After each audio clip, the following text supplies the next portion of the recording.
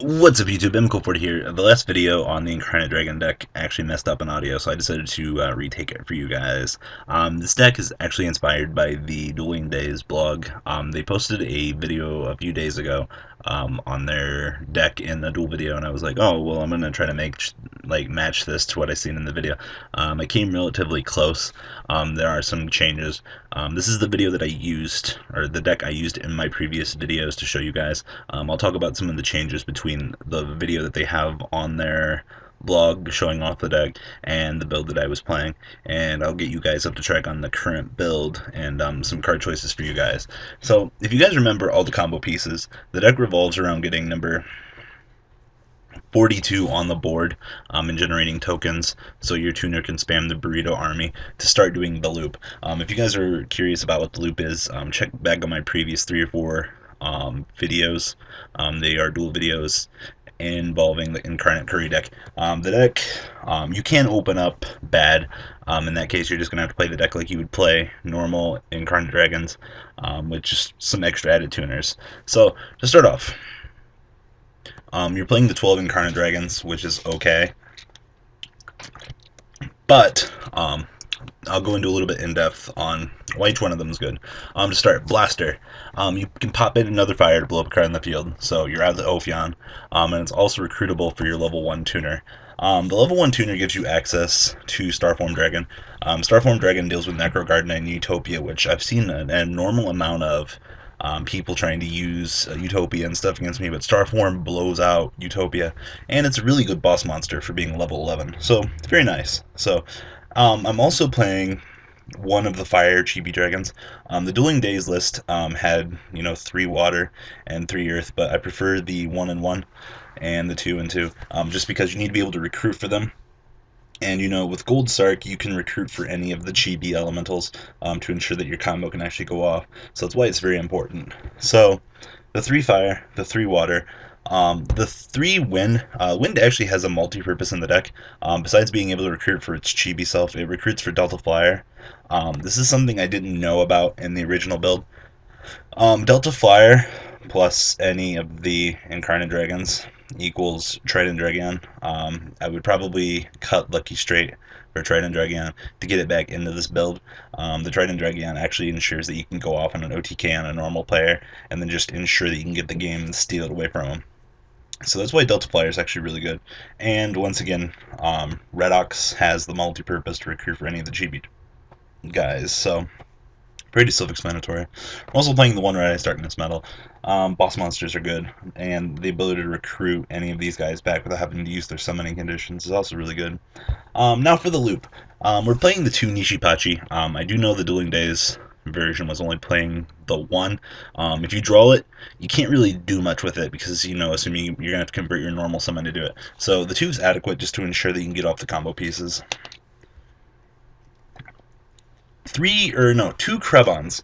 Krebons is actually really nice. I actually had an Ophion come up against me, and I just stalled out the Ophion with Krebon, because they really can't do much. Like, you're just going to take 800 every turn to keep blocking it until you draw it out. I eventually ended up using Blaster to get it off the board, which actually works out pretty nice.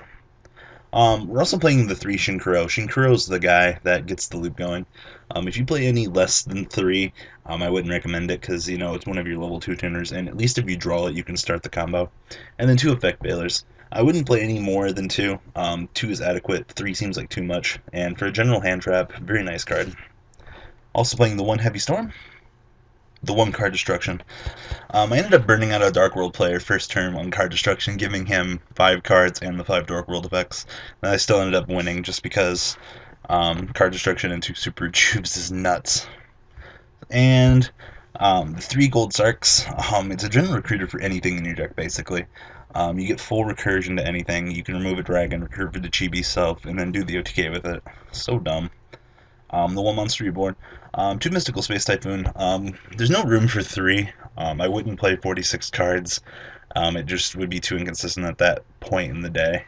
The 3 Super Rejuve, it's the draw engine of the deck. All the chibi dragons discard 2 to recruit, so it's very nice as well. The 3 Emergency Teleport with 2 targets. It works out. It's like you're playing 5. And last but not least, the one return from the different dimension. It's a win condition in and in itself. The overall deck is 45 cards. I wouldn't change anything in it, just because I feel it's more consistent this way. Going any less than 45, I think you would run into consistency issues, just because like you don't want to draw some of your combo pieces. I mean, yes, you would, draw them more likely, but with 45, you reduce your odds of getting bad draws. So, onto the extra deck. One star form. As I explained earlier, it's a level 11 synchro that just requires one tuner, one or not, more non-tuners, so it's very nice. The Crimson Blader, it's mainly for the mirror match, and it stops Priestess from coming out if you can somehow get over something. Scrap Dragon, your general utility guy, go into it, blow up stuff. The 3 burritos, ha ha ha ha. Stardust versus Flashing Carrot Dragon. This is player preference. The Flashing Carrot Dragon, at least you can attack into something, and target itself, and if they're going to go Tensu, you're not going to lose your monster, which is very nice. And while you're on the defense in the Fire Fist matchup, it's actually a very good card because it can at least absorb, 1 or 2 hits. And that's why I'm actually liking, Flashing Carrot right now in this deck. But for now, I feel like Stardust is a very good choice as well, just because Stardust contribute itself and absorb a hit or 2. Black Rose Dragon. It's my only level 7 synchro. There will be times where you need to access it to blow up the field and then go for game. You will get it off. It is very possible. The one enthusiastic coaching king container. What he does is you detach an XYZ material during your main phase, draw a card. If it's a monster, reveal it. Your opponent takes 800 damage. Very nice. 2400 off turn 1, basically, depending on how you pull it off. But you can't attack during the turn you use its effect, I believe. So it works out very nicely. Free beats. And when you're doing the loop, it helps you get to 6 cards. The 2 Dragosack, 2 Big Eye, pretty standard for this. And then the 1 Lucky Straight. I actually got this off against a Neo Galaxy Eyes player in a tag duel. It was pretty funny. My friend's like, no, don't go Lucky Stripe. I'm like, nah, I'm going to go for it. And then I rolled the 7, and I got to nuke in Neo Galaxy Eyes with Lucky Straight. Felt good, man. Unfortunately, the replay didn't save, but it's just Yu-Gi-Oh! And then Tomahawk. If you get Veilered in this deck, if your Tomahawk gets Veiled, you kind of lose. So that's self-explanatory. I mean, depending if you have more Elemental Dragons to do more loops, it can work out. And it's also a win to remove for Tempest up here, so it works out.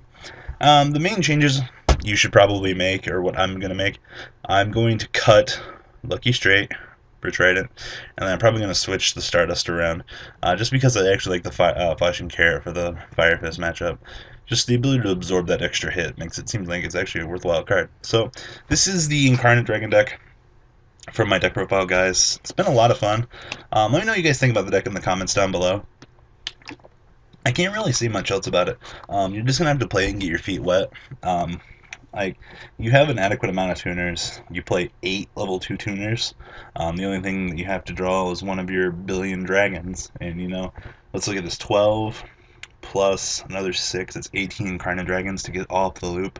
So as long as you open up, a combination of 8 and 16, you can pull it off. Or no, be 8 and 18. As long as you open up some combination of those cards, you can do the OTK. Stark's actually a lot more powerful than it should be in this deck, but that's just my take on the deck, guys. So let me know what you guys think about this deck in the comment section down below. I hope you guys really enjoy this deck profile, and I hope the audio is corrected for those of you that have been waiting on this. So sorry about the re-upload, guys, but making sure I'm getting everything right this time. So guys, later.